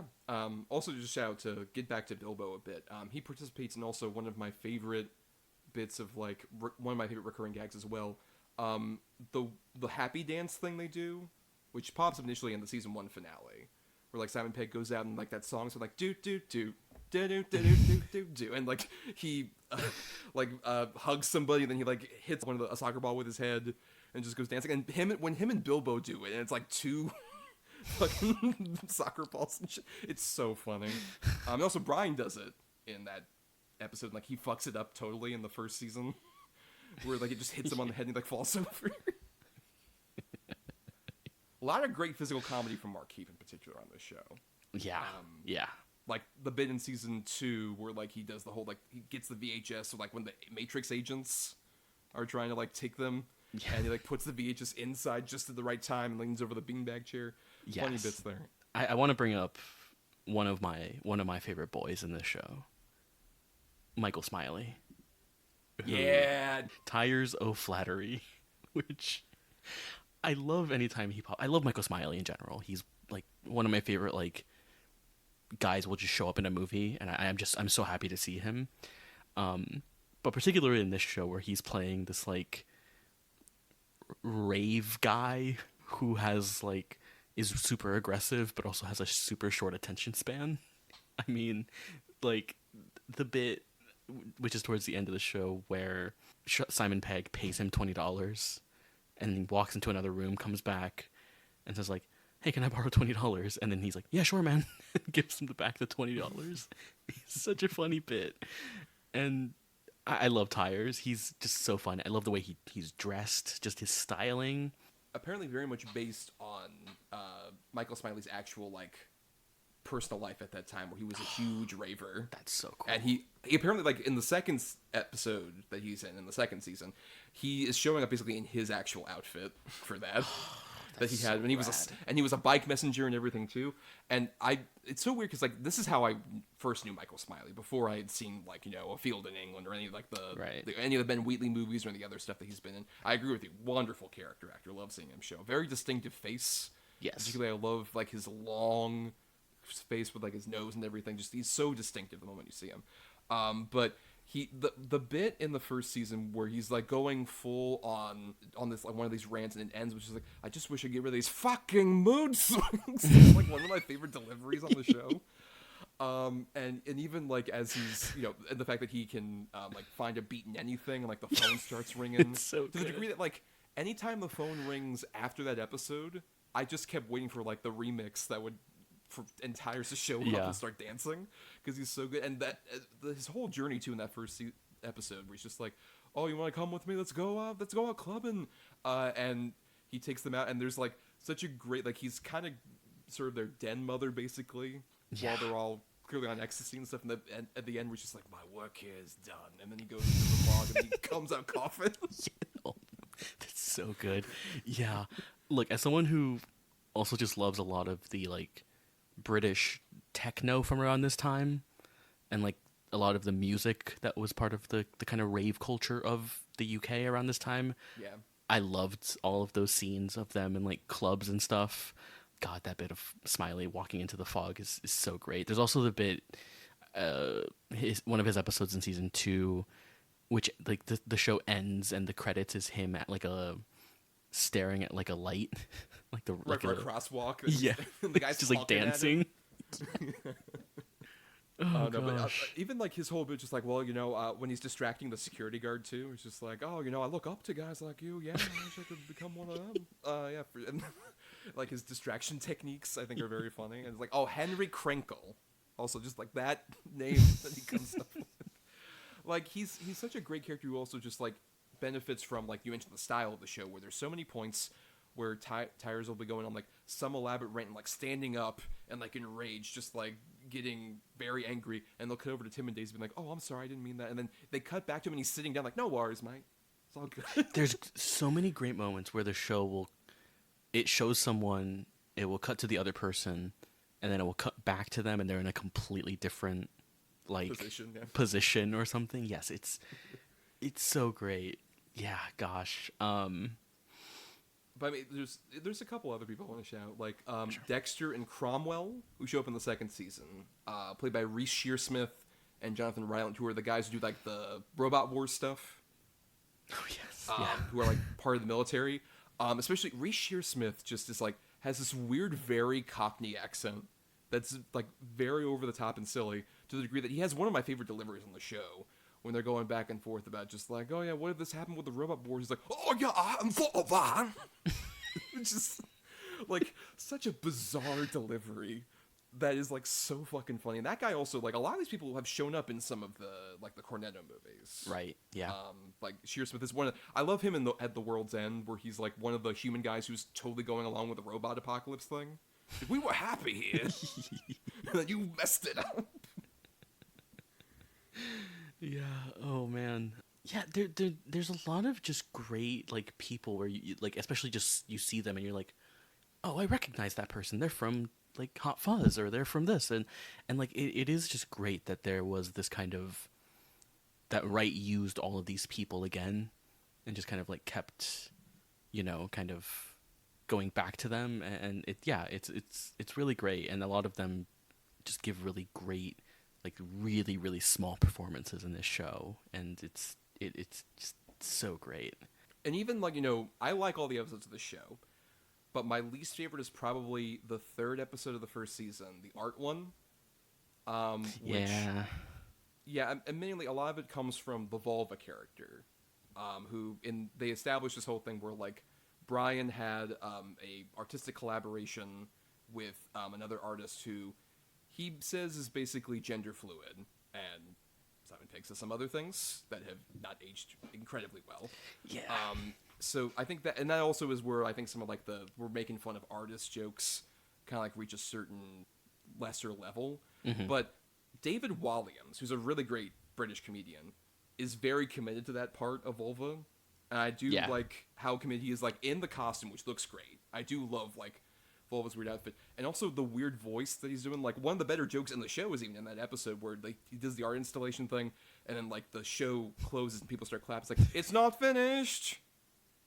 It's finished! And then they keep clapping. A really really great, like, that feels like a really big like Edgar Wright joke, like really a joke that, like, a type of joke that he would go back to like over and over again, which yeah, it's really great. That is kind of the only like instance in this show that has aged poorly in terms of any kind of like political correctness or anything like that. Like, there's not a lot of, and I just watched Shaun of the Dead, and Nick Frost does say the N-word at some point in that movie. Yep. But Yes. yeah, but it is kind of the only moment that I think did make me go like, oh, this is dated. This is very like of its time, and we have come a long way. No, that's true. But even still, that episode does have, you mentioned Shaun of the Dead. That has Yes. kind of like the origin point of Shaun of the Dead with the Resident Evil kind of like fugue state that Tim is in. I do want to mention some of the video games that Tim is playing on the Yes. PlayStation 1. He's playing Resident Evil 2 many times, which I think is fantastic. I love to see it. He's playing Tomb Raider 3 in a really funny gag where he's drowning Lara Croft because he's like upset about his girlfriend. And then like I love the bit where Marsha goes up to Daisy and is like, heard you guys fighting the other night. Tim was saying some bad things to you or whatever, and he's like, oh no, that was to Lara Croft. Which I think is really funny. And then you mentioned the bit where with the fighting game where they're playing like I believe it's Tekken, and Right. Yes. yeah, and just great. I love any time that like just any kind of gaming stuff appears, and when it is stuff like this where it's like, oh, he's actually playing Resident Evil 2. Great stuff.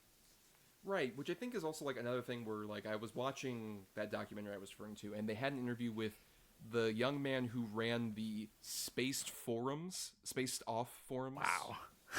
At the time, which was like the official fan site, where apparently, like throughout season 2 especially, a lot of the extras you see are fans from the website.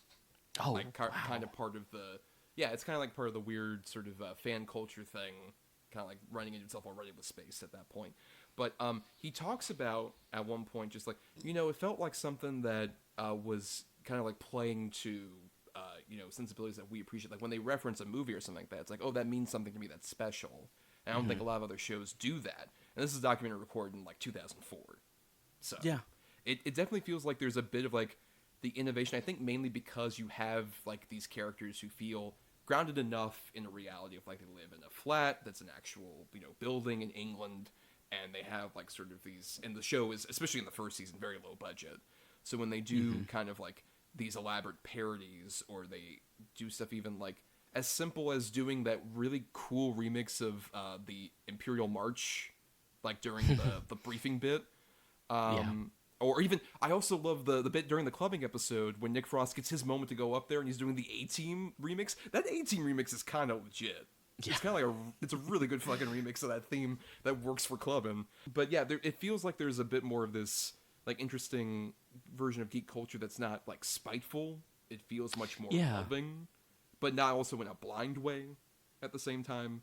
It feels a lot more kind of like wholesome in a way that it would very quickly not be. Yes, I mean it's part of the thing of all the things that Wright is doing becoming commodified by this industry, and Tarantino and Kevin Smith was another one I was thinking of, and I didn't mention, but yes, like all these guys, like they're very earnest and very like deep love of this kind of stuff becomes just like not just commodified also, but just becomes really toxic and becomes so like, and that kind of that toxicity just becomes so prevalent, especially as like the internet becomes more of a thing, right? Like, I'm gonna say right here, I think sort of my comparison point with another filmmaker who kind of was coming up around the same time in similar circles as Edgar Wright. I think Edgar Wright's evil twin is Eli Roth, yeah, yeah. which is very interesting given he's in that documentary I'm referring to. Oh, He's okay. interviewed at a certain point. All of like the negative impulses I could potentially see from like Edgar Wright stuff is on full display with Eli Roth. Like he knows his Sure. movies, especially his fucking horror movies. He has like, but he's also kind of what you're talking about, like commodified it. So where like he has that like Shudder History of Horror show that he did for like 3 fucking seasons, just talking about like horror movies and shit. But also trying to be like, oh, I'm gonna go into like mainstream filmmaking with The House with the Clock in its Walls and Borderlands, the biggest movies that have ever been made. Yeah. And yeah, I think you see like an interesting parallel tracked with him. Also not helped by Eli Roth. I think has made far less good movies than Sure. Edgar Wright has. Let's we've been talking about kind of like the geek references and stuff. What is kind of like one of your favorite movie parodies that happened in the show? If you could spot them. I really like in the like Robot Wars one, them doing the RoboCop thing at the beginning. I think that's Oh yes, really funny and a great like.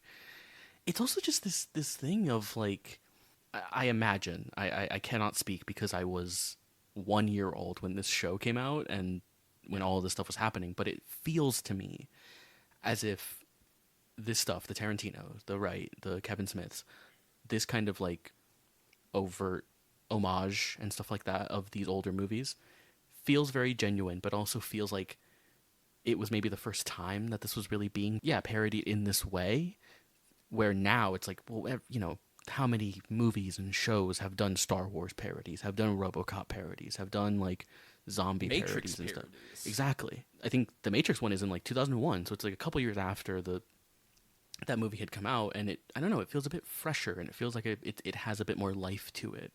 And so yeah, I really like that RoboCop bit. Which is also a big credit in terms of like the Matrix stuff to Kevin Eldon and Mark Gatiss, who play the agents, who I think are like pitch perfect. Really They funny. are so good.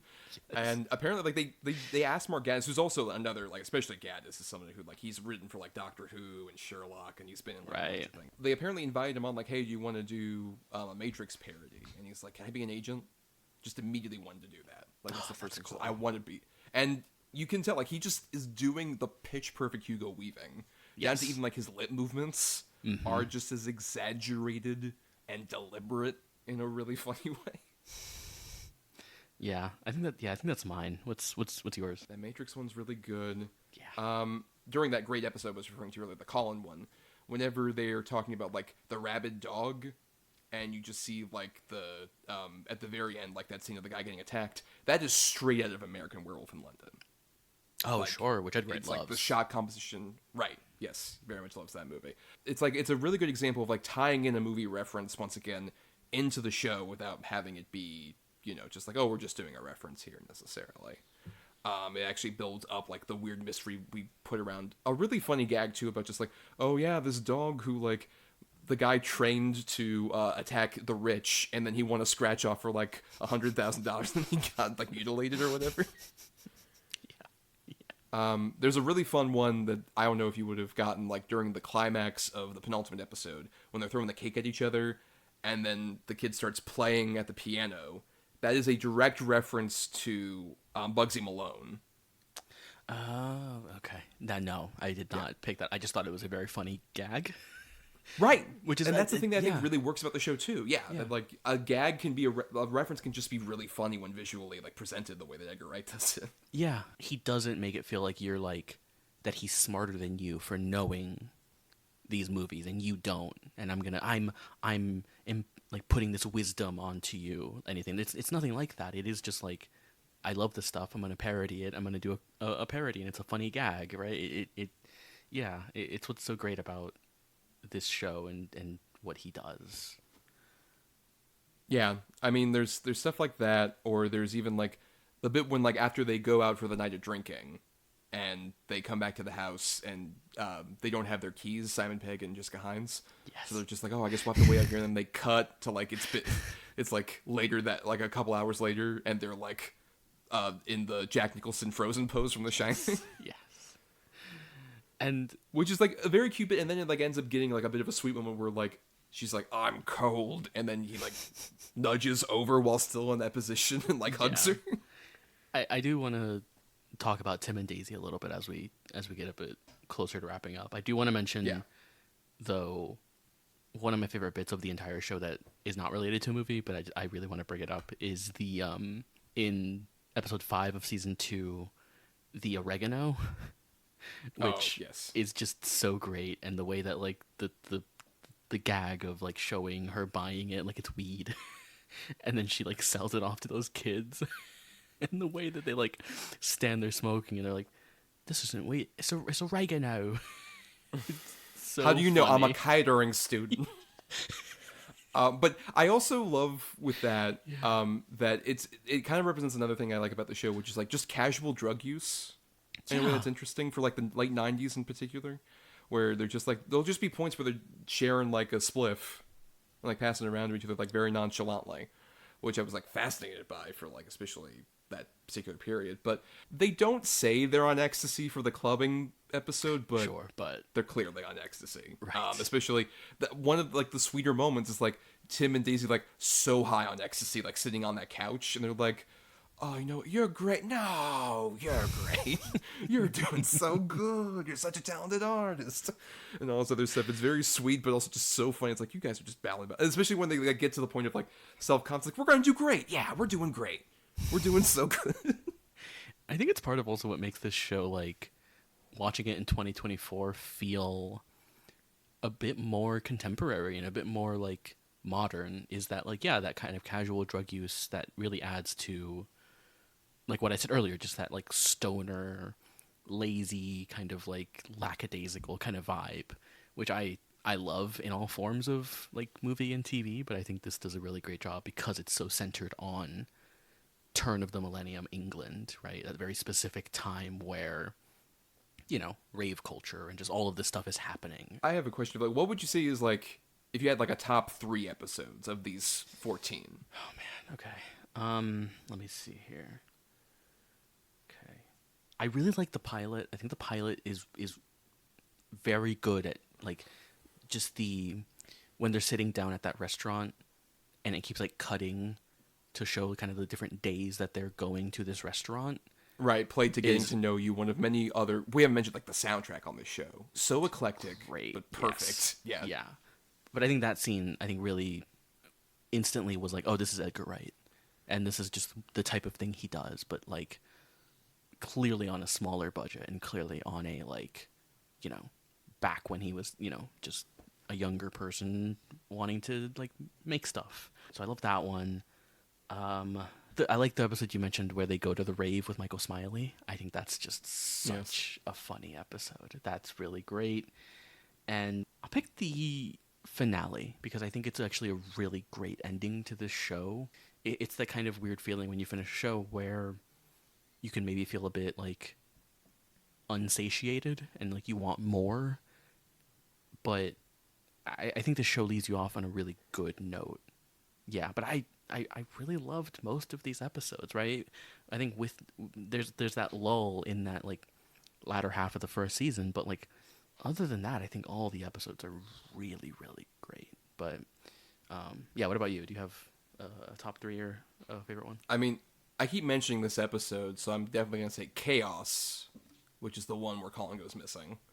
I think it's like just a perfectly constructed episode around them. Then I would say Gone, which is the third to last episode, which involves the oregano, but also one of the best visual things in the show too. The gunfight element, like It's really where people funny. just improvise the gunfight, I think is like such a perfect gag for Spaced. Yeah. That like whenever I think of the show, I think of just like Nick Frost starting that one battle in the kitchen, just like pulls out the gun and Simon Pegg's like, I'm not in the mood. Oh shit! Yes. And then they start going slow motion. And then Brian joins in, and you can tell he has never done this before, but just instinctually in him because they establish this for like, oh, all guys will do that. Yeah. If you just pull out a fake gun, you'll start doing a gunfight, which Brian and I do all the time. Like every time we meet for a movie, we do have a slow motion gunfight in the parking lot, and everyone thinks we're really cool. Yeah. But that episode, and then I'll also say the finale. I think just with a special shout out to that second to last episode, which sets up the finale beautifully.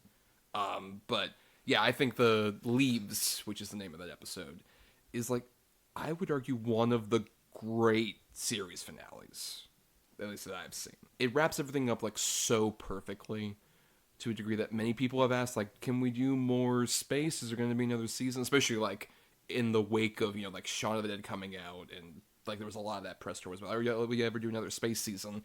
These 14 episodes are too good. I don't think they could keep that sustainable for more of it. Especially as I think those 3 people just wanted to move on to different things after that point. I don't think you could really keep that up. Yeah. And I think, although, like I said, the show, like, watching it today, you're like, oh, this still feels like it's addressing a lot of issues. But it's talking about a lot of things that are still very relevant today. Right, like, I mean, we didn't mention when Daisy goes to work at the restaurant, but I have never related more to anything in my life. Oh, good lord, yes. And, like, yeah. And especially making it a Cuckoo's Nest parody is perfect. Yes. Down to getting the actor who plays Chief in this is Tim Sampson, the son of Will Sampson, who played the character in the original movie. That's really cool, actually. Yeah, but although it feels very modern, I think making it today it wouldn't feel right, it just wouldn't feel the same at all. Brian, what if I told you there was an attempt at an American pilot for this show in 2008? God, no. Yes. That's awful. I hate that. The show is so distinctly British and so of its time that I think it just, like, no, fuck off. Yeah, I've only seen clips of it because no one has dared release, like, the full thing online. The clips I've seen, it's like pretty much from the pilot where they do the version like the Brian gag we talked about earlier, and it's done in like a much more traditional like single camera sitcom of like that particular like 2008 period, and it looks so flat and lifeless, and there's none of that Edgar Wright energy really even being attempted. The creatives knew kind of like when to leave well enough alone, though I will say, Brian, in that documentary I'm referring to, which I keep referencing, it skipped to the end, a documentary about Spaced. Most of it is like, like talking heads and stuff, but there's a lot of stuff where it's Edgar Wright, Simon Pegg, and Jessica Hines revisiting locations. Oh, okay. Like going back, and there's a point where they ended the documentary, like the last scene of it is them going to the house, and there's a very cute bit where they're like talking about stuff outside, and they see people taking pictures of the spaced house, and then Simon Pegg and Jessica Hines come out, and they're like shockingly like, "Why are you taking pictures of our house, mate?" Why are you doing that? But there's the very ending of the documentary is those 3 knocking on the door trying to say like, oh, we're going to say goodbye to the person who owns the house. And they keep knocking. It's like, I guess, they're not home. And they leave. And then they whip pan over. And Daisy and Tim come out. And Tim is holding a little baby. And they're just talking about like, oh, can you change your nappy? Well, no, I just went to the shop. It's like, I was in labor for 15 hours. Okay, you win. I'll do it. And they walk back in. Is that canon to you, Brian? I don't know. I think I like that as an idea, though, as, like, where these characters end up, because I think this is a good transition to talk about, like, how I feel about just kind of the Tim and Daisy relationship throughout the show, right. Because I think the show is very much telegraphing right from the get-go, like, oh, these people should kind of end up together, right? And people many times ask them, like, so do you two, and like they're like, no, we're just friends. But I think about like the very last shot of the show is them on that couch or on the beanbag, like just being like, and he like leans on her shoulder, and it's incredibly sweet. And the relationship that they have is very protective of one another. They clearly care so much about each other, but again, they're both these very like prickly kind of people where like, they won't admit it, and the minute that any of that is brought up, they're like, no, fuck off, fuck you, like, go away. Like, no. I just love how much the show kind of teases that. Like, I think this is in the finale, if I remember correctly. There's many times when they're like kind of close to kissing, and then like something interrupts them, but it never feels like that moment in a movie or a show where you're like, oh god, but I wanted them to kiss. Like it's a nice, like, I like what their relationship is. It is this kind of, it's more than a friendship, right? Because they have this kind of like openness with each other, and yet it never becomes explicitly romantic, which I think is great, because it just kind of, I don't know, it very much is what the show's about, which is these kind of like this bond, this relationship that you can have with these other people. And yeah, I love that the show just does not go down the road of like making it explicitly romantic. You can clearly tell that they're really good for each other, and that they probably should end up together, and they probably will. But that's not really what the show's about. The show is about this kind of period where they're getting to know each other and just kind of like, bouncing off of each other, and maybe there's a lot of like fighting, but there is like a lot of love there. And I think it's such a like beautiful relationship. I love the way that these two characters are kind of handled in like together. And yeah, but I like that idea of like they do end up together probably and have a baby, but we don't see that because we don't need to see that. Like, I don't know. I'm at least glad they did it for like the end of that documentary. Sure. As opposed to like us doing like a special or anything else. You're visiting these characters. These characters very much exist in this particular time in their lives. They're kind of like mid-20s era, where they feel a lot more disillusioned and not sure of like what their life is going to like be after this point. They're kind of struggling in squalor. Something I definitely didn't relate to as Jessica Hines turns 26 towards the end of the second season, which is the age I am now. So, okay, especially that bit where Marsha's talking, she's like, no, I wouldn't kick you out. I want you to say, I hope you never leave. And then they cut over to like old Jessica Hines like dancing in her room. It's really interesting with like the relationship between Tim and Daisy. I think it's very much based in like this kind of like, oh, they are friends who like really deeply care about each other. In a way, like you mentioned, I think the show is very much teasing a lot of like that kind of will they won't they thing, which is a standard of many sitcoms, American, British, otherwise. It's such a contrast to say like the most iconic example apparently among people roughly in our age group, like The Office, Jim and Pam, where like that relationship was like initially it was very cute, it was very sweet, and you were kind of like, oh, are these two gonna get together? And they dragged that shit on for so long. Yeah. And then they do end up getting back together, and they're not at all interesting characters after that point. Exactly. Right. Yeah. And I think these characters are so interesting because, like, they live such separate lives, and yet they live together and have to, like, be together and live in this, like, one space. Once again, I think all those just like really small moments, small glimpses of tenderness and sweetness you get between the two of them, like really add up to like this, what this relationship really is, which I think is like it's so beautiful. I really love it. Yeah, I think they do an incredible job of just really making you feel so invested to the degree that like you want them to get together, but also it's not like the main drive of the show. Exactly. Right. And I think that's like so crucial to like making it work as well as it is, because if you base your whole show on that, it's like really flimsy fucking foundation. Exactly. Yeah. As opposed to like the foundation the show builds it on is like this entire like ensemble cast. Mm-hmm. It's like it's a really engaging ensemble cast where even other characters do get together, like Twist and Brian, and that's like a really funny actual like relationship where it's just like how much like Brian just is like, oh, I guess we could stay in, right, Twist? And she's just like, always sex. We just kept having sex constantly. I love her line where she's like, I want to be a hole to you, Brian, with a W, hole.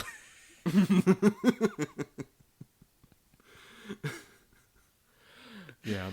I think they do a great job of like, showing like that as a great example of like, well, if we got these two characters together immediately, like it would probably fall apart.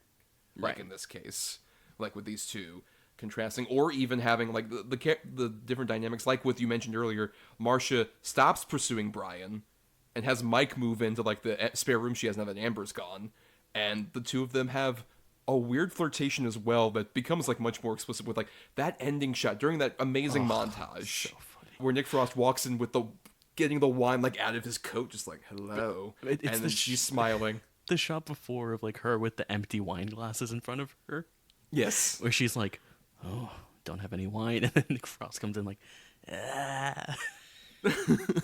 And then of course like he's like tying the scarf thing around. It's like, oh, what's happening here? What sexual kinky play? And it's like she's assembling a rifle blindfolded. It's so funny. Yeah. Oh man. Yeah, I think the show really builds it onto. It builds so much of it is built around just the characters and just the gags and just the hijinks they get into, and just the kind of like, again, that kind of like lazy kind of vibe the show has of like, what are we gonna do today? I don't know. We can go to the pub, do whatever, right? It has that kind of tone, and that is so much more of an interesting driving force than are these people going to end up together, because that's so much, it's in the background and you're going to be thinking about it, but it's not the main focus of the show, which is great. Yeah, and it's able, it's stuff that, like we mentioned, it's very much of its time, but at the same time, anybody who gone through sort of like their 20s era and is like kind of experienced some of this stuff, there's a lot of stuff that is relatable. Some stuff that isn't, just because these people were in there before the Great Recession happened, basically. Right. They have a slightly more comfortable lives than necessarily others would. But I think it really helps that like they have just small relatable things, like with the production design of the show, which we haven't talked about, but just like all the different posters that fucking Tim has, not framed, but like puttied. Yes. On like his door and other shit, like, oh, that's a very 20s thing. Like, oh, why would I do that? That's such a bad idea to do, dude. But they're all really funny, like the Simpsons poster that's like on his door and shit like that. Or even, I do love the Evil Dead 2 poster that is framed, and they have like that really great visual gag where Simon Pegg gets up and like looks like the lady on the poster. Yes. It's like, we're kind of reaching the end here. So, any final thoughts then, Brian? Any last minute things you want to shout out about Spaced? I really loved this show a lot. I think I just love early millennium like British shows, because I was also a huge Skins fan as a teenager, so okay, I don't know, maybe I just love British television that is also focused on like lazy people and drug use, maybe, but I really loved this show, and it was a really great thing to revisit in lieu of all the Edgar Wright movies I've been rewatching as well, because what I love so much about this show, like I mentioned, just kind of the energy that he's bringing to the show visually and just kind of directorially, but you get all of that, like everything, like his career up until this point, you get everything that he has done in this show. It's scrappier, it's cheaper, it's like way not simplistic, I want to say, but like he clearly doesn't have the budgets that he would have on like Scott Pilgrim or something, but you get like everything he's interested in. It's like when a director makes a debut film and you're like, you go back to it and you're like, oh, I see everything that this person would ever do in this movie. This feels like that. You really just get a sense of everything that Edgar Wright is interested in, the type of comedy he's interested in, the ideas he's interested in, all the visual stuff. It's all there, and I think that's what really makes this show so great. It's a show I really want to revisit. Like, I feel like it will become kind of a comfort show in a weird way, and it's only 14 episodes, which is great. I guess I will use this opportunity to plead for a Blu-ray remaster, maybe. I'm looking on Amazon. There's a DVD for $59, which I will not be buying. So it would be great to maybe get a bit more attention on this, because it's a really incredible show. I really like, if you like Edgar Wright, any of his movies, watch this show. It's really fantastic, and I think is, especially if you want a sitcom that isn't something like, like Community or like New Girl, that are like, they're really long, right? Like there's so many episodes of those. It can be quite daunting to start. I think this is a great show to watch if you want these like really interesting, intriguing characters, incredible gags. I mean, just so many funny gags in this show. Like we've talked about a lot of them, but there are We'll only scratch the surface. yeah, there's so many more, and they're so great, and there's probably ones that I've We could have done a forgotten. 4-hour episode just reciting every gag that we Yes. thought was funny. Exactly. And it's really incredible. I really, really loved this show. I hope that it gets a bit more attention on it, maybe, and kind of gets a bit of a resurgence in people paying attention to it, because I think it's really incredible. And I think, look, I love a lot of Edgar Wright's movies. I think this might be one of the best things he's ever done. You know, like I really would put this up there with Hot Fuzz is my favorite of his movies, and I would put it up there with that. Hot Like Fuzz I think rules. absolutely, yeah. The production value is a lot lower, but it's so good. It's so goddamn funny and just an absolute riot. I loved it. Well, Brian, I can at least tell you this much. I'm glad that I have that DVD, and that's how I rewatched shit. Spaced. My old DVD that I had from high school.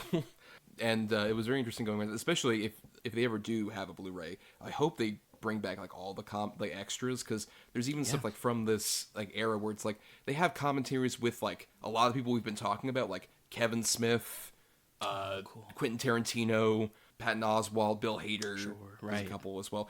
Weirdly, Diablo Cody and Matt Stone, which are like the most random ones. Weird. Okay. Yeah, really weird. But yeah, it's a great set, and I hope they do upgrade it to Blu-ray at some point. But yeah, I mean, I definitely agree. This is definitely interesting because I was more worried about sort of revisiting Space than I was any of like the Cornetto movies or the other Edgar Wright movies, because I was very worried about like how much of this from like we mentioned 25 years ago is going to age well. And like we mentioned, I would say 90% of it does, in a way that I was very surprised by.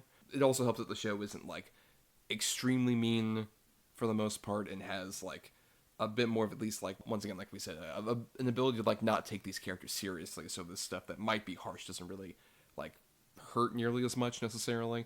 You seeing Edgar Wright like kind of move forward, like we talked about over the course of, like the Cornetto movies, kind of like how much his filmmaking style even improved. You can see even in this show how like by the jump in quality, I would say visually from season 1 to season 2 is kind of mind-blowing.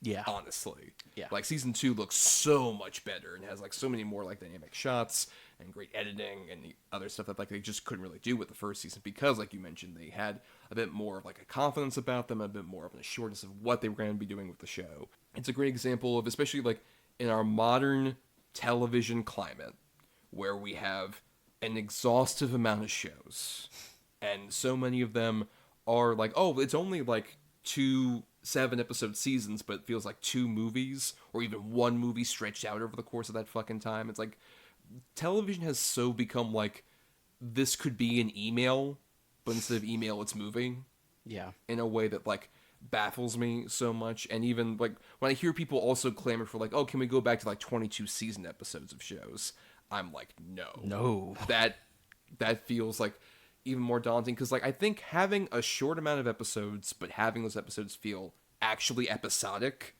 is just like the weird thing that television largely has forgotten about in the streaming era.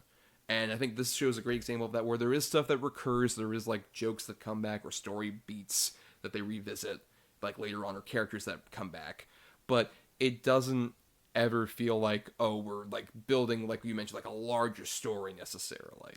It just feels like, oh, we're kind of having these things that feel like the universe is like developed enough to where like things can come in and out, while we still do like one fun adventure for this one episode.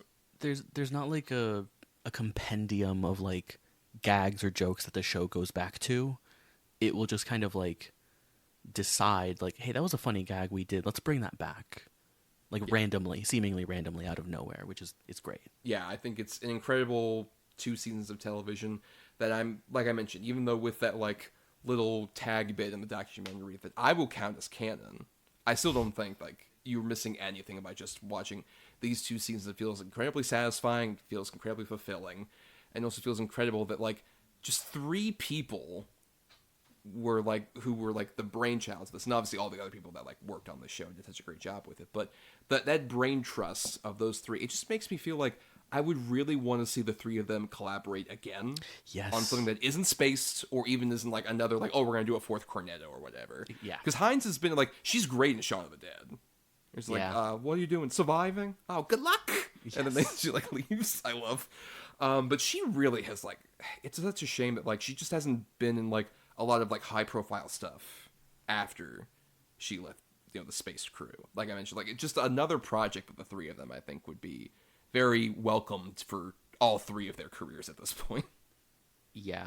I think Peg is doing pretty good. I think he just wrapped Mission Impossible 8, so I don't even though I don't think there's gonna be too many other Mission Impossibles after Dead that's Reckoning. true. That's true. Kind of flopped, so he might have an opening. It would be nice for Wright to go back to kind of almost back to basics, and go back to like his roots in a weird way. Not that he's kind of, again, Last Night in Soho was very bad. I agree. I do not think that Edgar Wright's career has gone like completely off the rails. We will see how The Running Man is. But yes, it would be really nice. And yeah, Jessica Hines as well. I would love to just see her in more stuff. I wonder if it is one of those things where she is more famous in Britain, but just not that popular over here. I mean, I know she's in like Paddington 2, but I would really love to see her in more stuff because she is so goddamn funny on this show. It's like unreal. Like I really love her, and yeah, it would be nice for the three of them to do something again. That would be interesting. She's really good in a movie I watched recently that's kind of tangentially Edgar Wright connected, and that he is in it. It's because it's a Garth Jennings movie, and he has a cameo in all of his movies, including the two Sing movies, by the way. But Oh right, yeah. but in it's called Son of Rambo, spelled Rambow. It's this movie that's like about these two kids. One is from like a weird religious community in Britain, and the other one's kind of abandoned by his parents, basically, to like his own devices. Decide to do like their own home video like sequel to Rambo, because it just would have come out like because it takes place in like 81, so like First Blood has just come out. So they want to do Son of Rambo, and they make their own little like camcorder movie. And she plays the mom of the main kid, who's like part of this religious community. She's phenomenal in that movie. She's very good. And that's a very sweet movie as well. Very good. And Edgar Wright plays the metal shop teacher in it, who's like falling asleep basically while they're trying to teach. But yeah, on that note, I think that's time to wrap up on our discussion here of Spaced. So we want to say first off, thank you to cineasts out there for helping out. Like your contributions keep the main feed alive and allows us to do all sorts of other fun stuff on the Patreon, so we really appreciate it. And we'll just tease, next month, the big one that we'll be doing. We'll be returning to a full franchise, this time with another spooky horror franchise, because we covered Jason last Halloween. We did the whole 12 Friday the 13th. We're going to come back to similar territory, but thankfully, only 9 movies this time. Thank God. As we talk about all 9 A Nightmare on Elm Street movies, which, Brian, you have seen the first one, New Nightmare, and Freddy vs. Jason, but none of the other ones, correct? Correct. I'm very fascinated to go into this franchise, especially the ones that Wes Craven did not make. I've heard a lot, and I think it's really fun to go back to these kind of classic horror franchises that I've only seen like one of the movies or a couple of the movies and just kind of go through all of them. The Friday the 13th one was fascinating and great, and yeah, I'm very, very excited for this one. Well, hopefully we won't have brain aneurysms like we almost did at the end of Friday the 13th, but that'll be for next month's big bonus podcast. Until then, everybody, oi oi oi, like tires. Yeah. Let's go clubbing, Brian. Come on, let's do it.